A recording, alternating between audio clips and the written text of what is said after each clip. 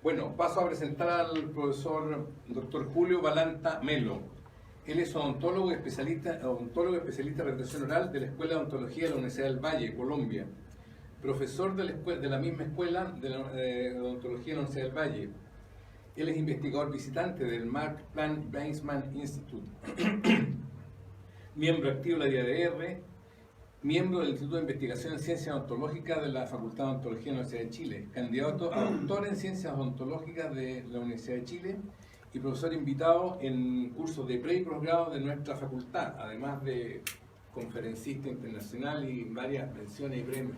Para nosotros es un honor tenerte acá y te agradezco nuevamente. Y es suya la muestra. Espera.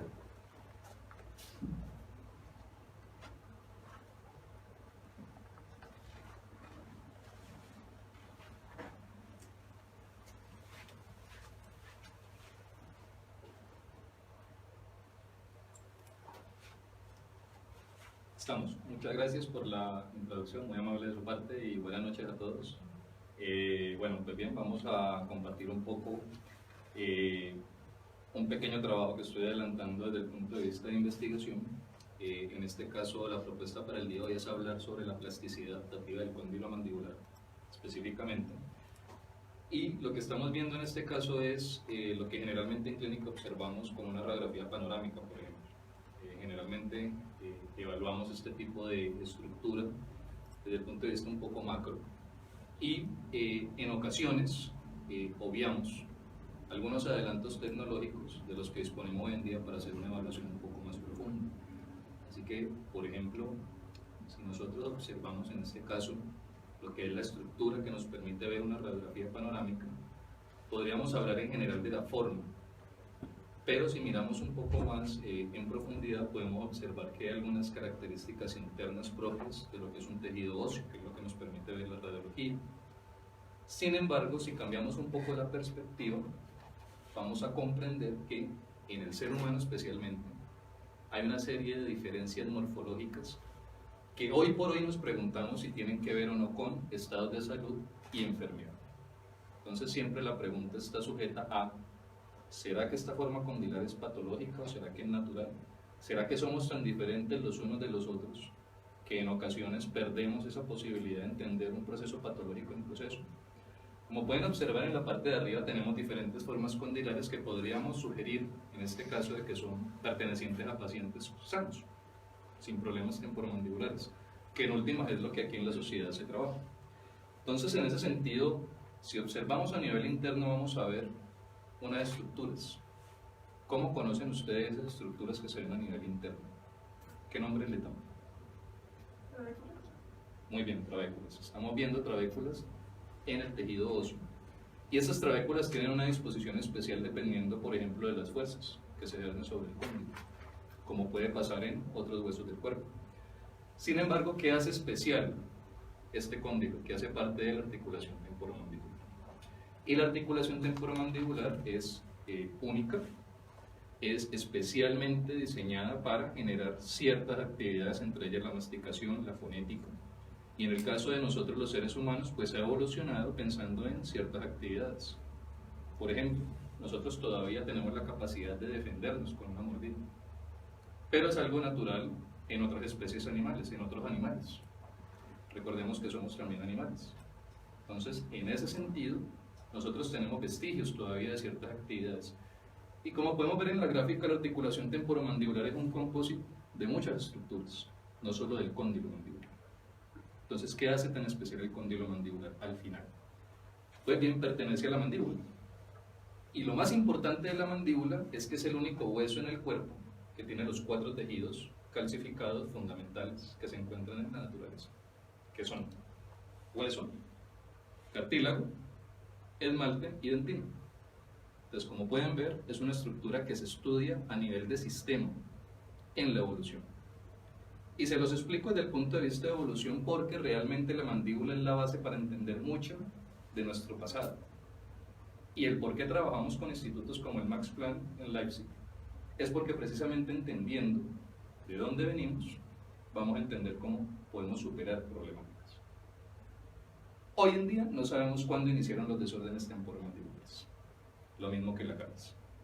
Lo mismo que los problemas con terceros molares. Lo mismo con las maloclusiones. No sabemos cuándo se inició. No sabemos si fue por la dieta. No sabemos si fue por un cambio climático. No sabemos muchas cosas. Entendiendo cómo surgió, podríamos entender cómo tratarlos, que al final es lo que nos interesa como clínicos, ¿ya? Entonces, articulación temporomandibular es una estructura exclusiva de los mamíferos. Y entre los mamíferos estamos los seres humanos, están los ratones, están las ratas, están los cerdos, están los conejos, incluso las ballenas. Hablando de ballenas, hay una exposición muy bonita ahora en el Palacio de la Moneda sobre ballenas.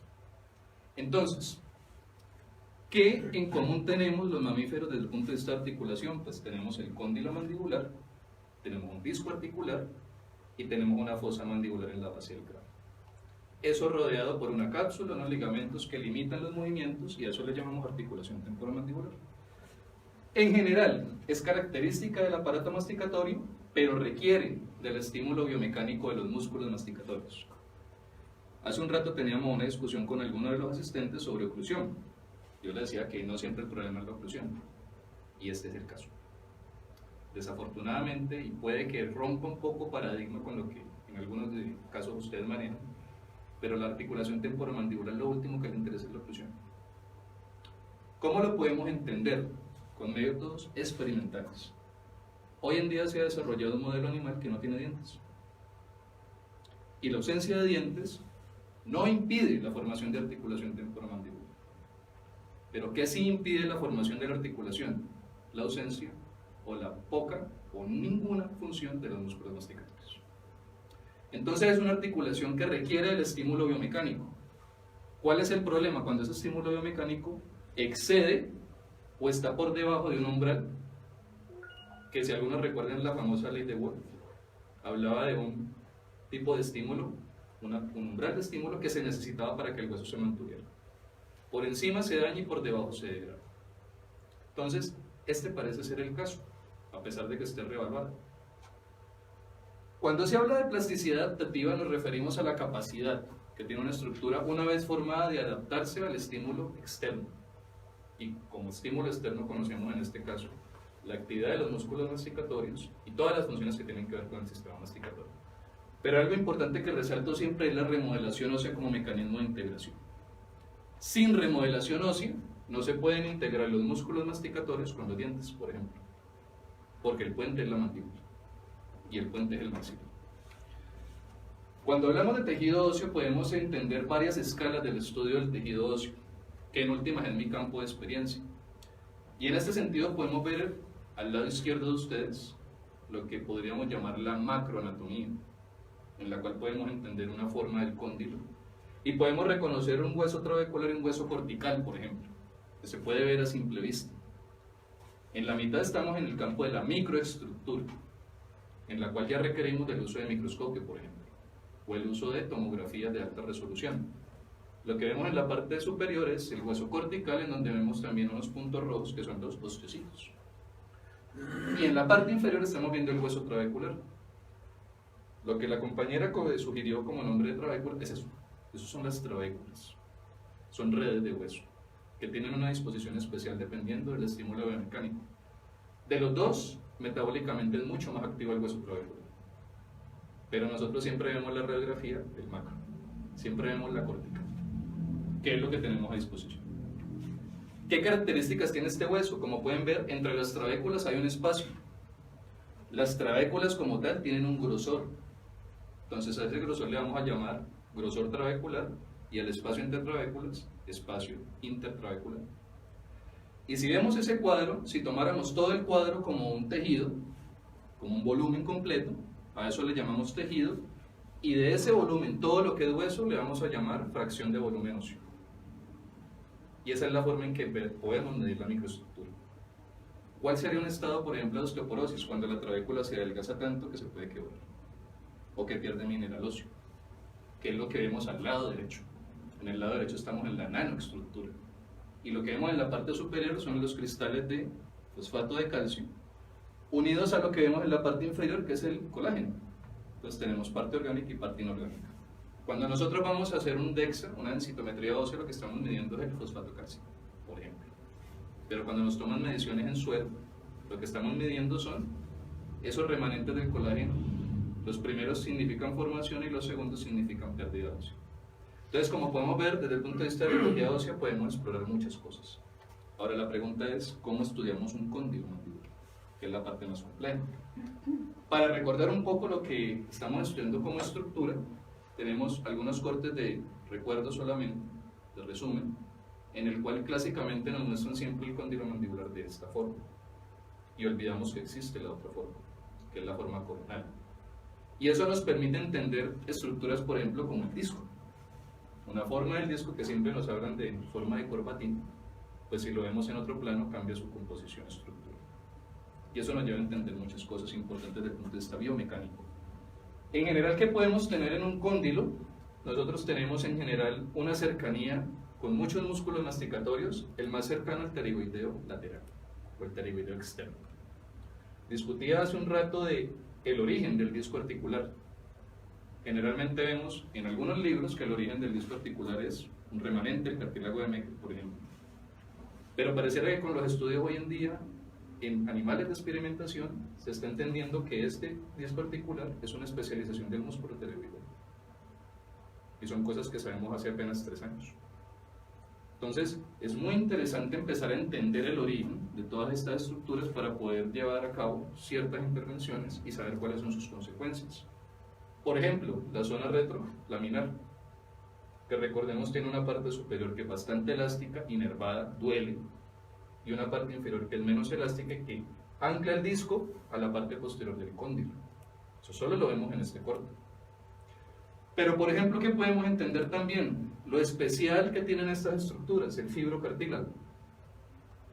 El fibrocartílago no es igual al cartílago hialino que tenemos en las articulaciones de los huesos largos. Es un tipo especial de cartílago que se encuentra en la eminencia articular del temporal y en la superficie articular del cóndilo. Y ese cartílago, en su composición, es diferente a otros cartílagos y cuando cambia su composición, estamos en un estado de enfermedad.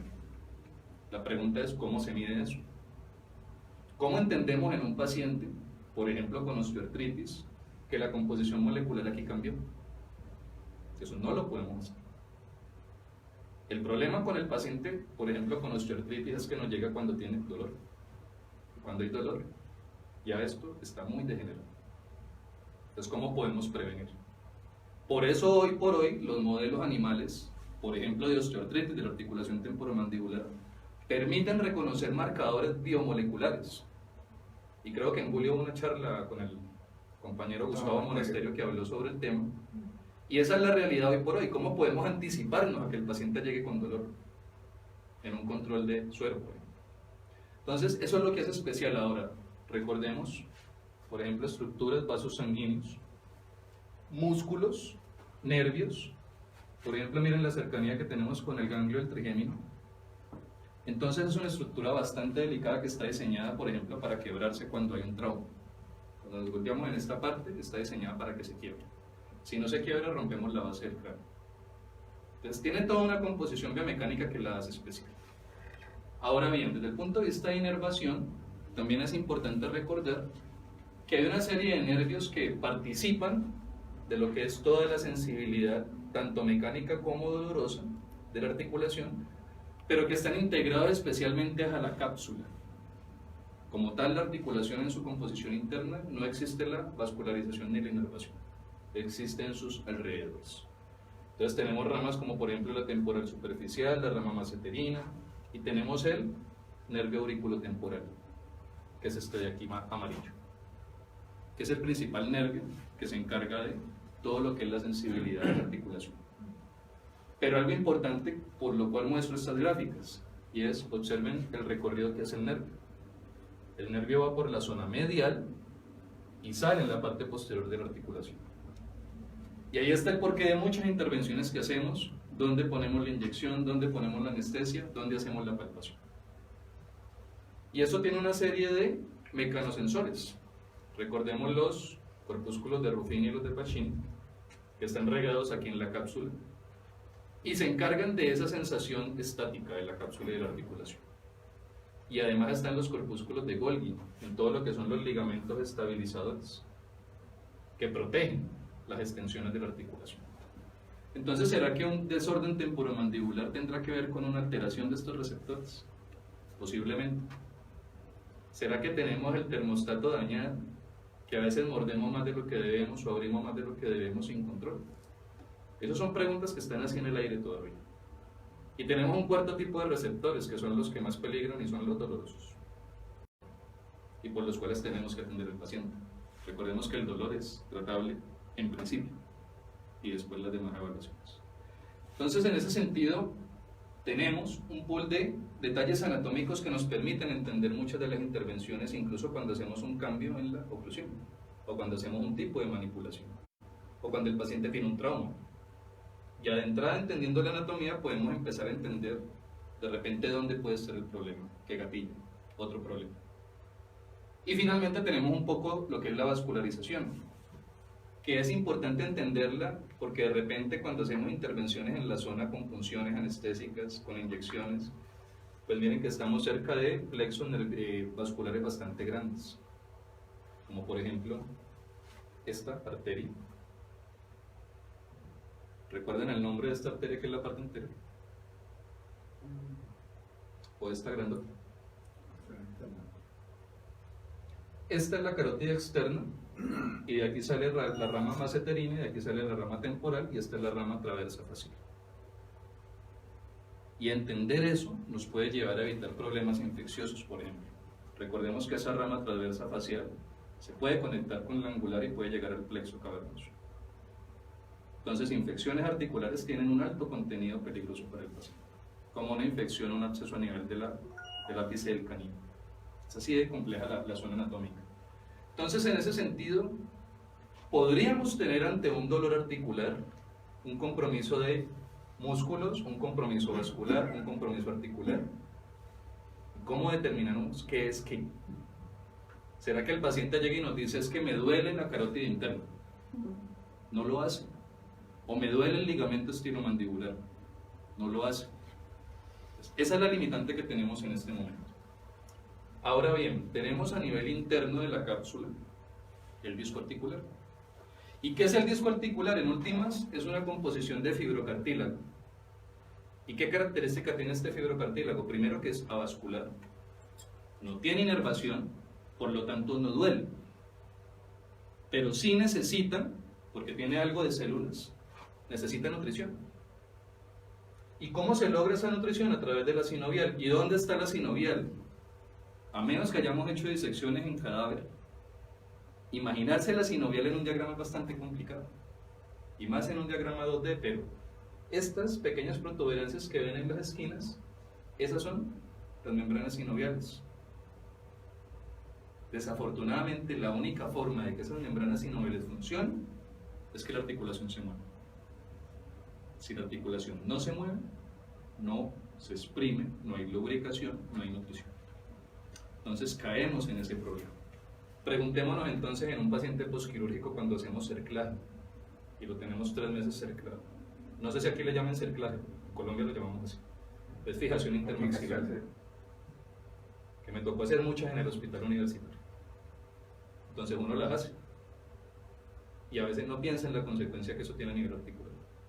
¿Para cuál es el problema de la articulación? Que cuando se daña, se daña.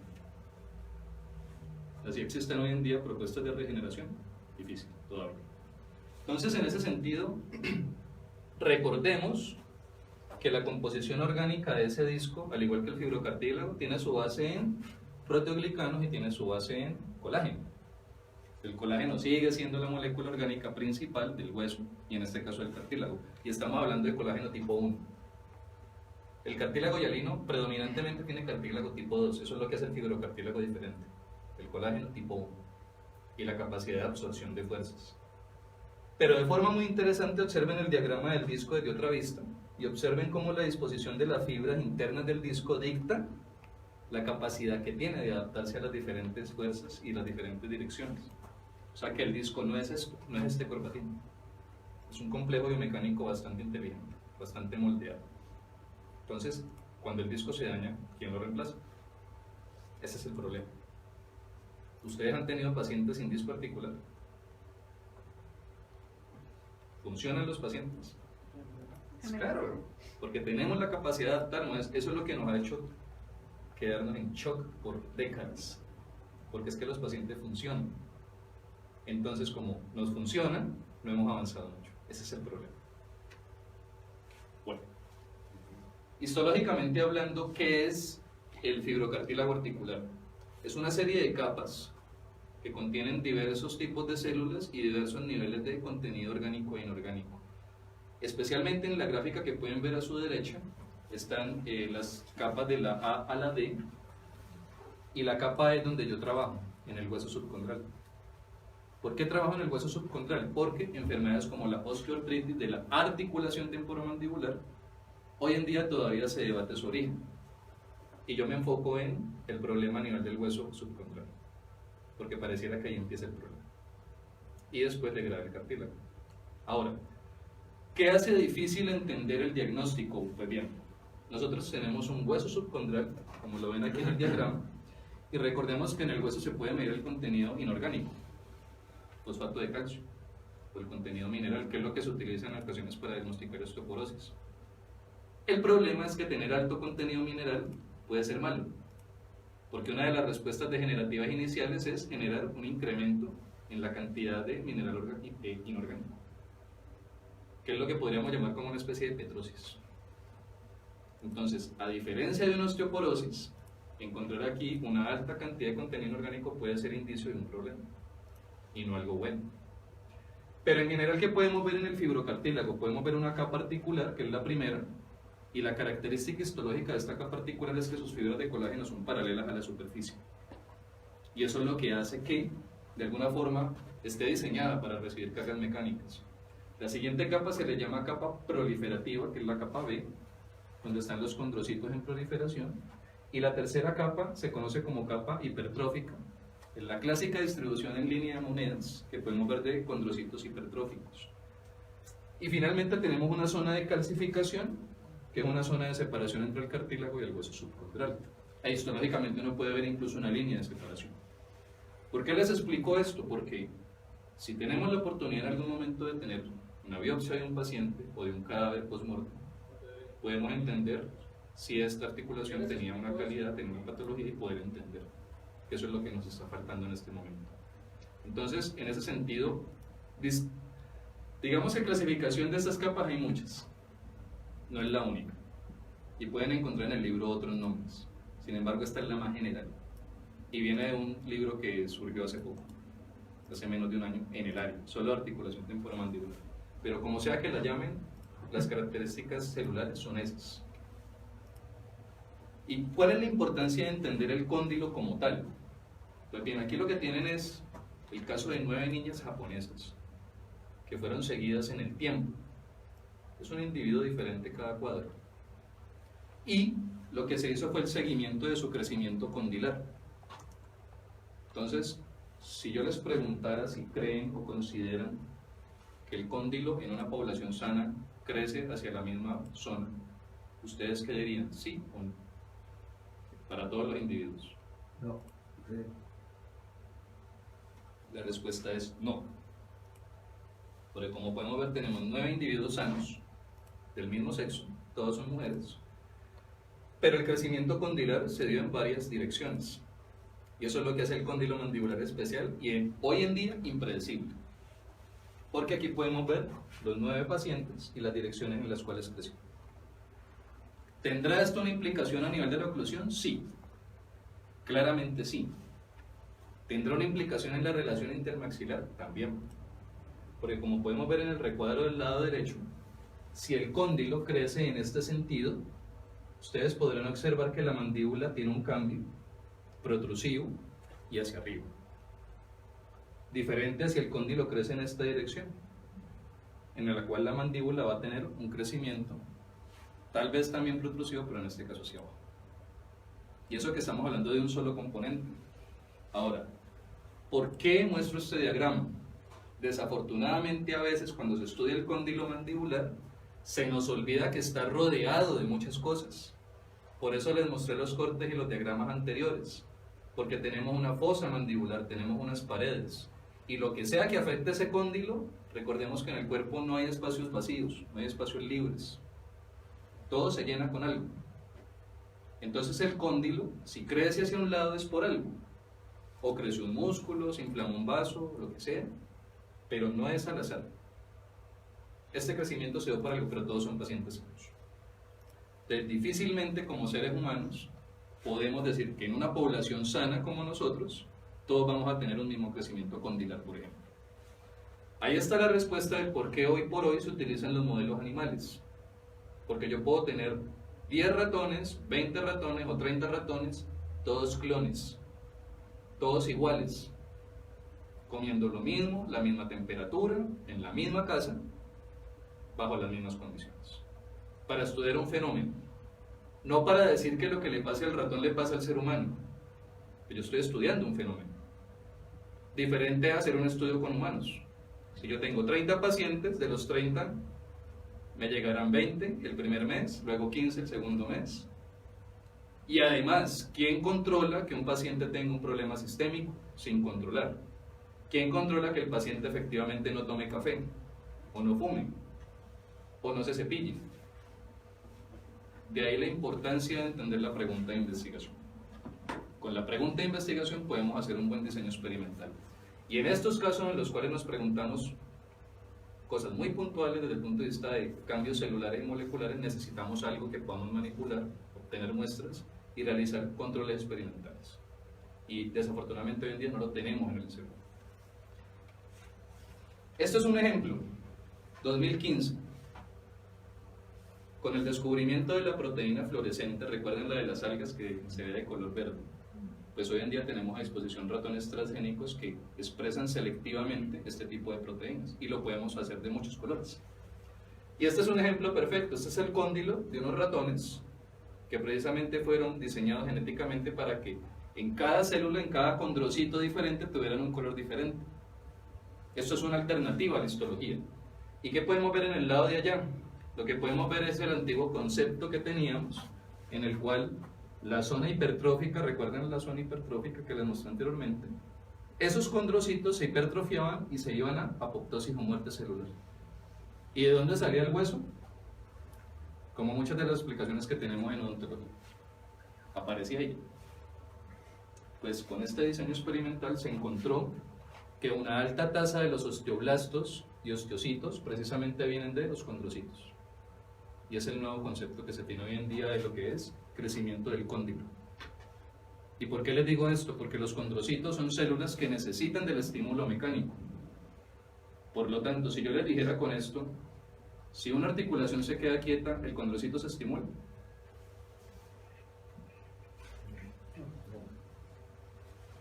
¿Alguien dice así? Tiene que tener carga. ¿De dónde viene la carga? De la masticación. Si yo no mastico, ¿hay carga? Sí. Hay carga. Siempre hay carga. Siempre hay carga, exacto. Tiene la actividad neuromuscular. Hay cargas estáticas y cargas dinámicas. Pero este concepto es muy importante, porque eso es lo que hace que la estimulación de esos condrocitos genere hueso. O en otras palabras, lo mantenga. Porque nosotros llegamos a un punto en que no crecemos más, sino que empezamos a decrecer. Y está el concepto de que, por ejemplo, en pacientes edéntulos, 70 años, ¿ustedes esperarían un cóndilo con una forma diferente a la de un joven de 30 años con todos sus dientes? La respuesta es no. Son iguales. Y ya les voy a mostrar por qué. Dice morfológicamente son iguales. Morfológicamente. Sí. Pero uno ve que con los años no solamente el cóndilo cambia las vértebras, cambia toda la Sí, estructura. muchas cosas, exactamente. El problema es que tenemos una ontogenia, como todos los animales. ¿Y qué quiere decir ontogenia? Es el desarrollo desde que somos fecundados hasta que nos desarrollamos como embriones, luego en la edad adulta y hasta que morimos. Eso lo llamamos ontogenia, eso es una forma en la cual el cuerpo responde, y en el caso del sistema masticatorio es necesaria la estimulación biomecánica. Si no la pasamos con un tetero hasta los 10 años, pues vamos a tener deformidades. Y todos los odontólogos podríamos decir es obvio. ¿Pero por qué es obvio? ¿Dónde está la evidencia de que eso va a pasar? Estamos haciendo relaciones causa-efecto en la clínica. Y es el mismo falso positivo que podríamos tener si extrapoláramos todo lo de los animales a los humanos. Entonces, ese es el problema de la experimentación. Sin embargo, ¿qué estamos viendo aquí? Aquí estamos viendo un paciente, esto es un convivio, de 11 años. Aquí tenemos los 14 años y los 16. ¿Y qué se nota? Especialmente en el corte sagital. Observen la forma y el tamaño del cóndilo. Obsérvenlo aquí y obsérvenlo aquí. ¿Sí notan el patrón de crecimiento? Se ve más largo. Pero si él crece hacia allá, ¿qué pasa con la mandíbula? El efecto es contrario. Entonces, hay que tener en cuenta que esto por sí solo no nos responde cosas. Pero entendiendo hacia dónde crece y entendiendo que hay estructuras alrededor, podemos entender dónde puede estar la mandíbula. Y ahí está el paciente y su diagrama. Aquí tenemos el paciente a los 11, 14 y 16. Observen el crecimiento, que es lo que les muestro aquí. Y observen dónde terminan los dientes, en color rojo, que es el último trazo. ¿Cómo estandarizaron esa? Esto no sé por qué yo no hice el estudio. Esto es una publicación. ¿Es confiable la...? Sí, por supuesto que si son publicaciones deben pasar por una estandarización. Pero más allá de eso, que es una pregunta que siempre hacen cuando uno muestra artículos, más allá de eso, nosotros tenemos la capacidad de entender que hay unos cambios. ¿Ya? Aquí no estamos midiendo, no estamos comparando, no estamos hallando significancia. Ahí sería importante la estandarización, pero claramente en un equipo de convivio o en un equipo de pantomografía tenemos una forma de estandarizar. Entonces, en ese sentido, estos son estudios como lo hacemos todos, es que nosotros todos tenemos pacientes. Así que no podemos dudar tampoco de una publicación solo por preguntar eso. Tener precaución con ese tipo de preguntas. Pero sí es importante entender que esto es un proceso que vemos a diario, porque nosotros también tomamos tomografías, tomamos radiografías y las evaluamos y tomamos decisiones con base en ellas.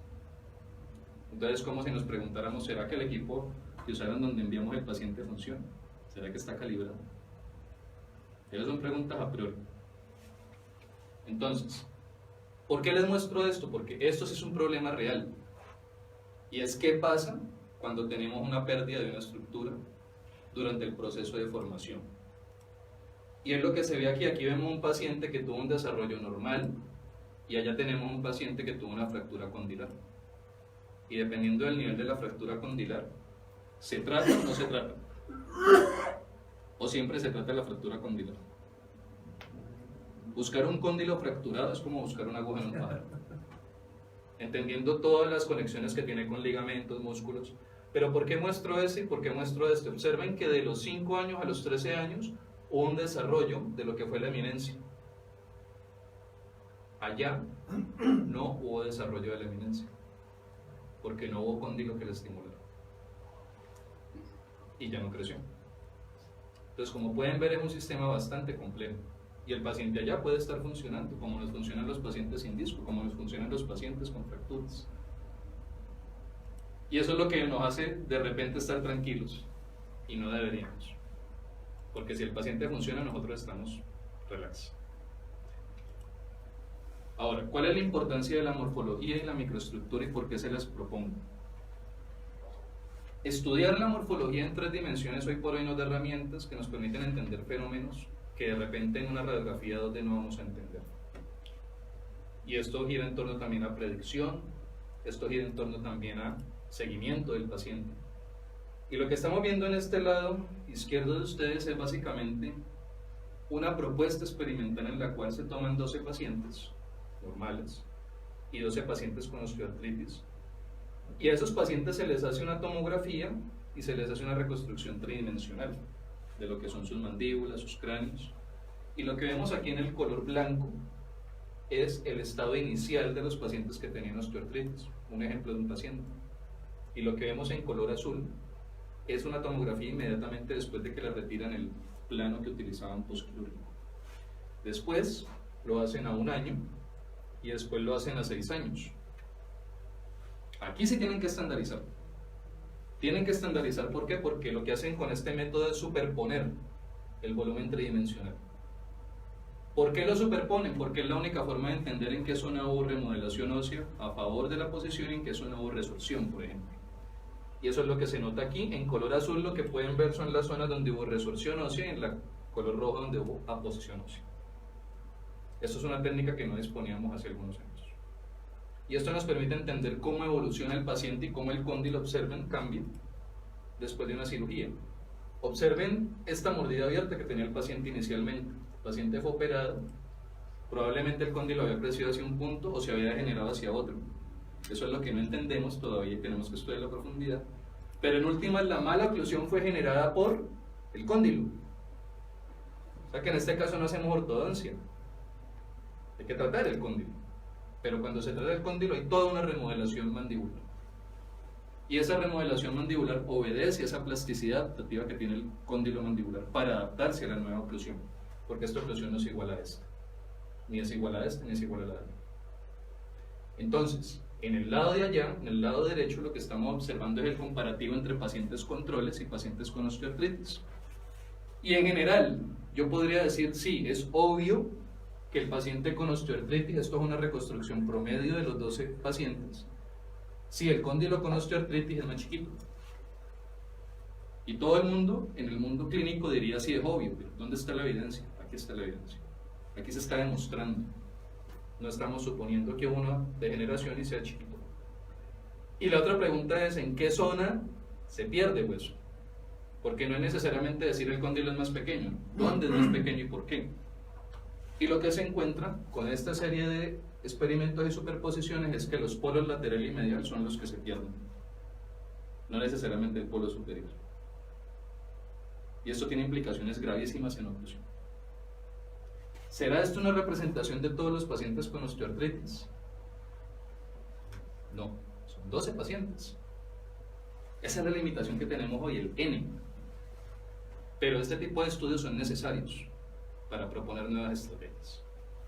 Ahora bien, ¿qué pasa con el cóndilo mandibular en términos de morfología, pero ya no en una patología, sino en un proceso natural como la senescencia? Que era la pregunta que les hacía ahora. Esto es un estudio con pacientes japoneses, casi 200 pacientes, un N aparentemente bueno. ¿Y qué encontraron? Esto es un corte coronal y esos son cortes, yo les digo cortes, pero digamos los que son vistas, porque esto es la vista real del cóndilo. Y esto lo que está demostrando es el tipo de formas que tenemos. Y ninguna forma está relacionada con nada, simplemente son formas. Pero la más frecuente es la clásica que nos muestra, que es la forma convexa.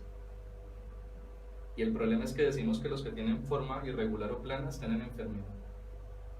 No necesariamente. Pero es un concepto clínico muy arraigado para nosotros. Vemos un cóndilo plano, tiene problemas, tiene resorción, tiene algo. No. Pero hay que tener en cuenta que esto es una población bastante adulta, más de 70 años, y es una población... Todos estos estudios generalmente tienen hombres y mujeres. Tienen una buena relación hombre y mujer. Por lo tanto son bien interesantes. ¿No se intentó hacer alguna vinculación, por ejemplo, con clase esqueletal?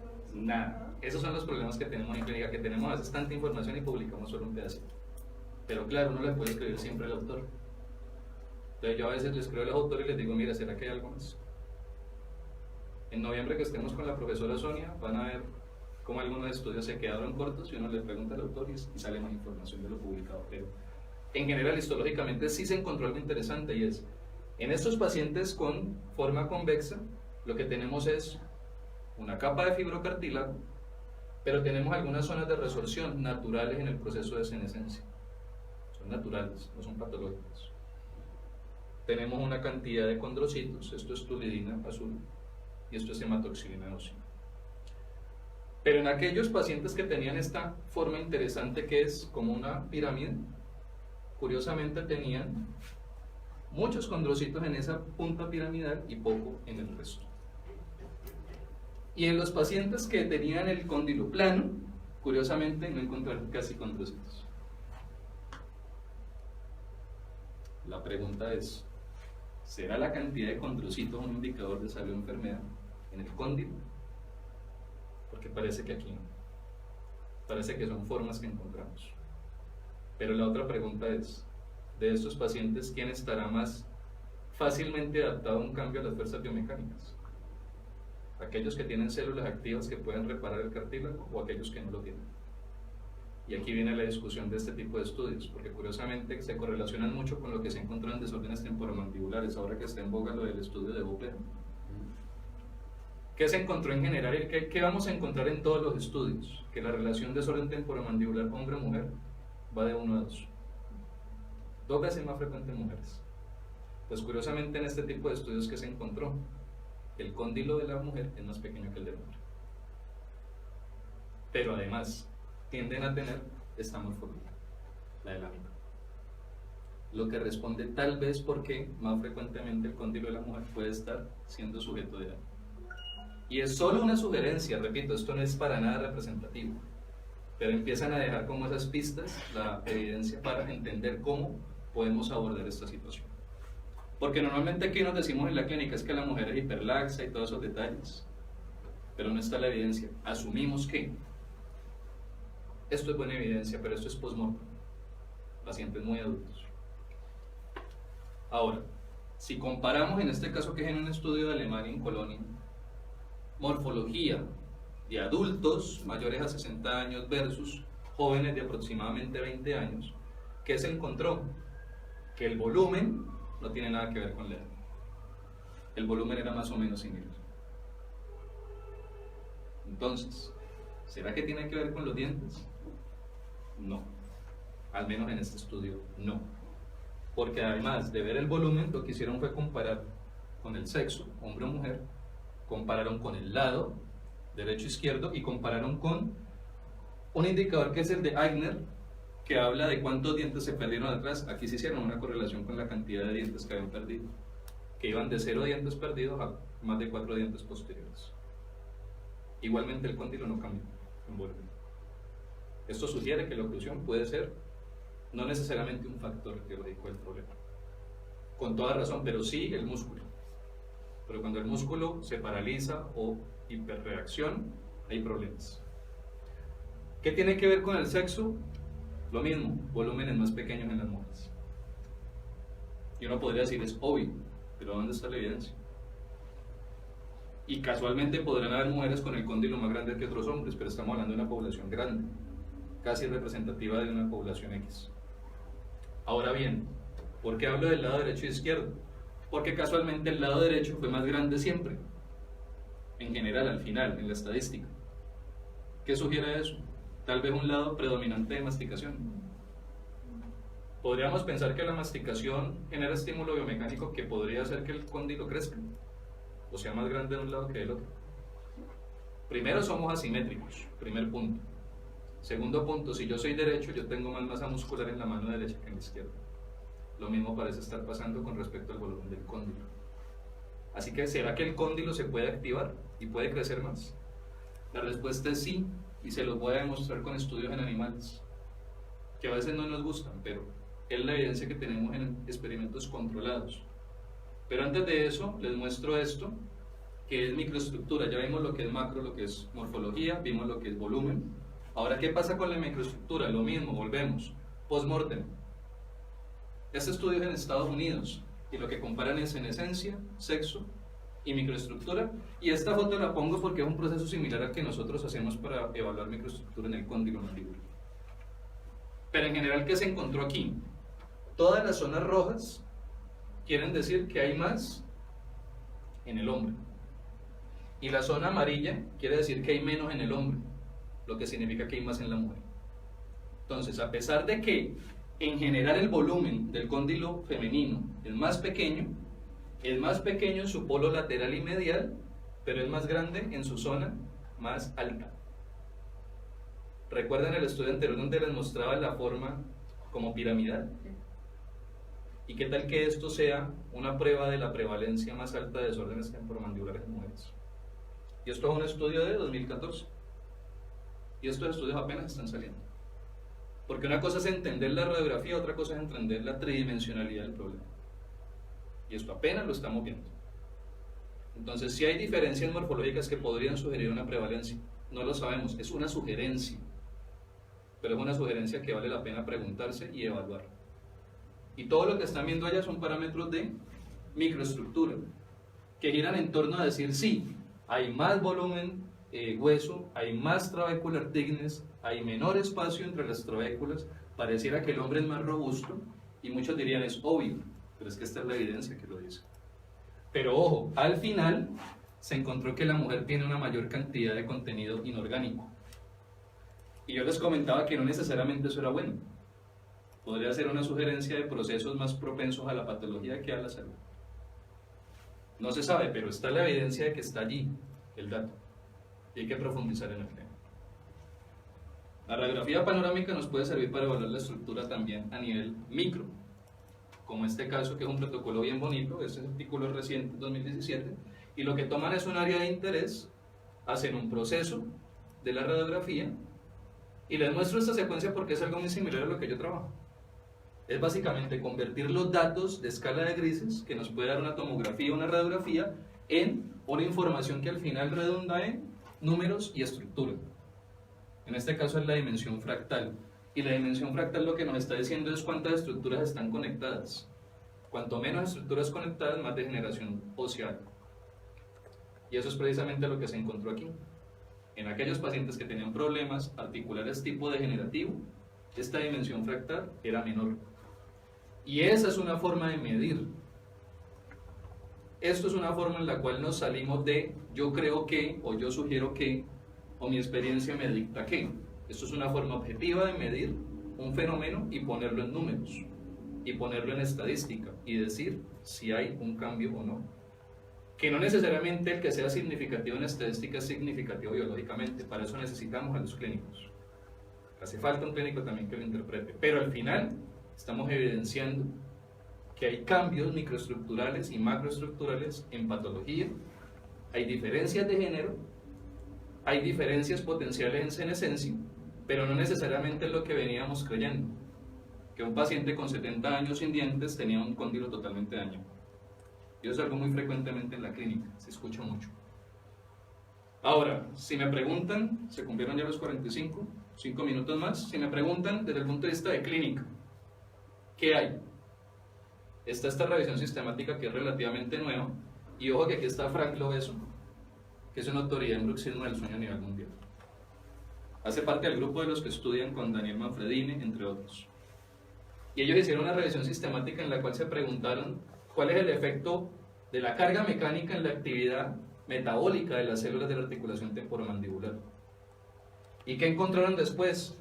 Más de 200 artículos que empezaron a segregar, eliminar duplicados, etcétera, todo lo que tiene que ver con la revisión sistemática.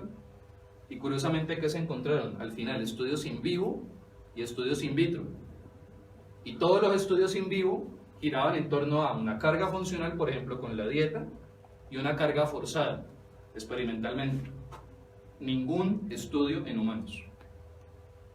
En otras palabras, lo que sabemos de este tema viene de estudios en animales y estudios in vitro. Y estos son autoridades clínicas las que están evaluando eso. Entonces, estamos todavía en proceso de entender el fenómeno clínico. Ahora, ¿qué encontraron ellos en estos estudios in vivo e in vitro? Les voy a mostrar de ellos uno de los artículos que cayó en esta revisión. Pero en general, lo que veníamos pensando, aquellas cargas mecánicas dentro de un umbral generan mantenimiento y salud de las células. Aquellas cargas que las sobrepasan o están por debajo de ese umbral, degeneración o atrofia. Que todos me dirán es obvio, pero ¿dónde está la demostración? En los artículos, en los experimentos. Ahora, cualquier artículo que hayan visto aquí me escriben y yo se los envío. Esto es para todos. Me encanta compartir y que me compartan. Pero lo importante es el mensaje general. Sí hay un efecto mecánico en las células. Y cuando esas células cambian, cambia la estructura micro y después cambia la morfología y después no llega el paciente con dolor. La pregunta es cómo llegamos antes de eso. Entonces, este es uno de los modelos que se utilizan en ratones de carga sostenida. Entonces a estos ratones los anestesian diariamente, los duermen y les ponen estas pequeñas anzas de metal calibradas con una carga específica y los dejan una hora con la boca abierta. Eso es una carga estática. Y lo que hacen es mirar después con las muestras qué pasa. Y esto es lo bonito, que utilizan este tipo de ratones modificados genéticamente para que de color verde podamos ver moléculas como la TKK3, que es una molécula que indica formación endocondral, y en color azul el color que indica el colágeno. Entonces, como pueden ver aquí en los diferentes cortes, miren que no necesariamente todas las capas. Estas rayas significan cada uno de estos cortes y la profundidad. Y como vemos, el fibrocartílago no es homogéneo, no tiene un solo tipo celular, no tiene un solo tipo molecular. Y eso lo hace interesante porque ¿qué tal que esta distribución tenga que ver con la función? Que es lo más probable, pero tenemos que evidenciarlo.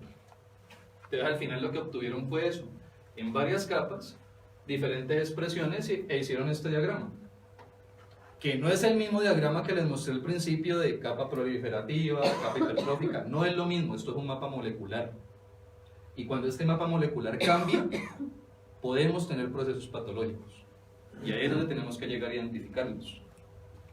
Y este es un video que ellos hicieron en el cual ustedes pueden ver el eje XY, eso es como si fuera bajando, y ese es el otro eje XZ que va de adelante atrás. Eso es un video complementario al artículo que ellos ponen de libre acceso, del mismo artículo. Este tipo de herramientas son las que nos pueden llevar a entender procesos moleculares que afectan al final la clínica.